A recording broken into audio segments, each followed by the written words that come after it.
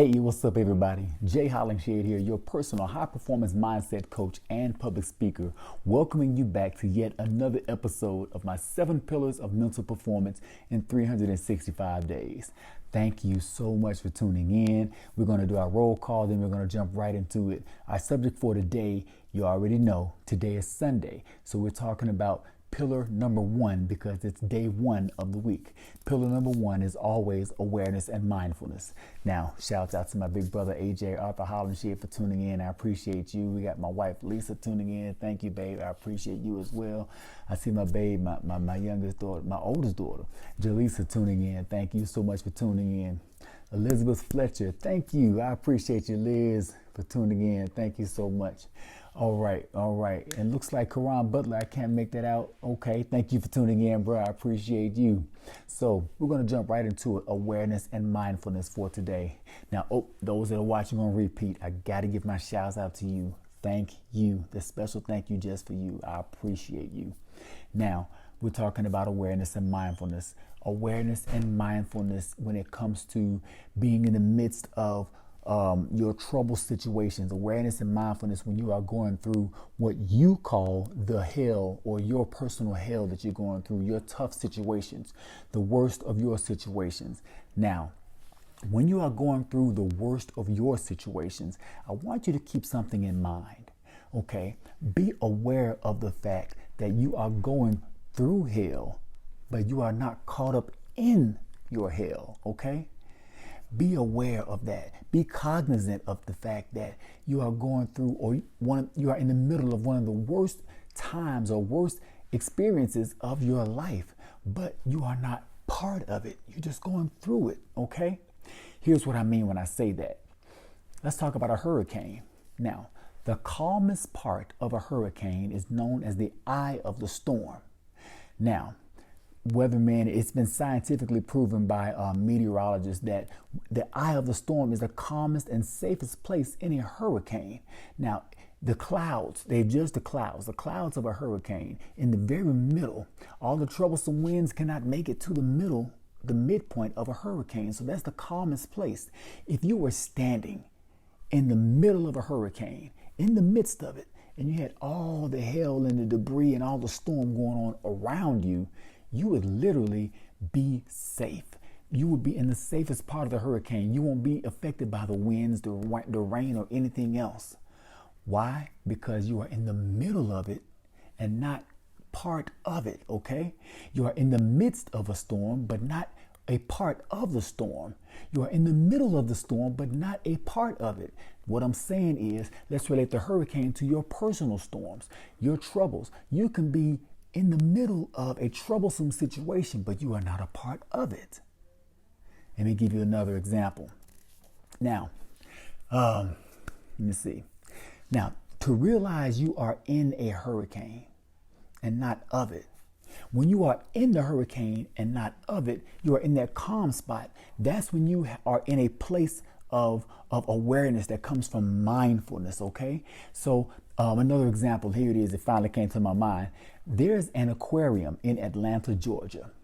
That aquarium allows you to go in the water, but not be a part of the water. That aquarium allows you to go down into the water. You're surrounded by all kinds of water with so much water pressure that if the pressure came in, it can kill you. You're surrounded by all kinds of fish that will eat you and can kill you, but you are in the midst of the fish. You are in the midst of the water pressure, but you are not part of it. Why? Because you are protected from the tunnel that they have you in. That tunnel is nothing more, that tunnel is comparable to the place of mindfulness and awareness that you put yourself in, or that you can put yourself in when you are going through a troublesome situation, when you are caught up in the midst of a hell or the hell going on around you. Now think of it like this. If you were part of that storm that I described earlier, you will be swirling around and caught up and not able to think rationally. And when you're not able to think rationally, you're not able to push forward to your next move your next move towards your goal or towards your higher self or whatever it is you're trying to achieve. So now along your path or along your journey or in your process, you may come across a problem that is clearly not yours to handle. It's a situation that you know you have no business sticking your nose in.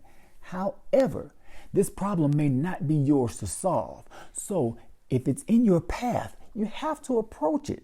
Okay? Now, here's the thing. You want to approach it from a standpoint of awareness and mindfulness. How do you do that? Okay, you approach the problem and you want to step to the problem, but not into the problem. Let me say that again. You want to step to the problem, but not into the problem. Okay, because you don't want to be a part of it because it's not yours to handle. Approach it objectively and learn from it. Observe what's going on with it. Learn from it. Pull the lesson from it and bring that to your own self. Apply that to you. That way you can go further. You will need that lesson for your next step in your journey, the next step in your process. Now, how do you get to that point to where you can do that? How do you get to the point to where when you see all this hell and you just kindly find that calm place and just sit there and look at the hell going on around you? How do you get to that point? You have to consistently spend time with yourself. You have to spend daily quality time with yourself. That allows you to know your strengths. It allows you to understand your weaknesses. It allows you to understand your purpose, your gifts, or as sometimes as from a religious standpoint, they say your spiritual gifts. It allows you to find out who you are. So here's the thing. If I want to be a firefighter, what I'm going to do is spend time with a firefighter on a regular basis until I become a firefighter. I'm going to consult with a firefighter on a regular basis until I become a firefighter. Now, if I want to become or manifest my higher self, what am I going to do? I'm going to consistently spend time with myself until I can become my higher self. Spend time with my higher self until I can manifest and become that higher self. You learn from that higher self. How do you learn from that? You got to spend time with yourself. You must do that. It's a thing. It's a mindful thing. It's a process of mindfulness. And to do that, you got to shut everything else out. You got to shut everything else down. All the rest of the world, your five senses, they're all outward so they can pick up where you are, and what you're doing. You can see, hear, taste, touch, and smell and feel and all that. Turn them inward. If they're outward, turn them inward. That way you can see, hear, touch, taste, and smell everything about yourself and not the outside world. That's how you become aware that you are in a storm but not part of it. That's how you can use your senses to gain awareness and mindfulness. Activate that high performance mindset, the awareness and mindfulness part that will keep you safe when you go through your hell. All right? That's all that I have for today. I'm Jay Hollingshed, your personal high-performance mindset coach and public speaker. This is consecutive episode 287 of 365. I wish you well. Be well, stay blessed, and through love, be a blessing. God bless.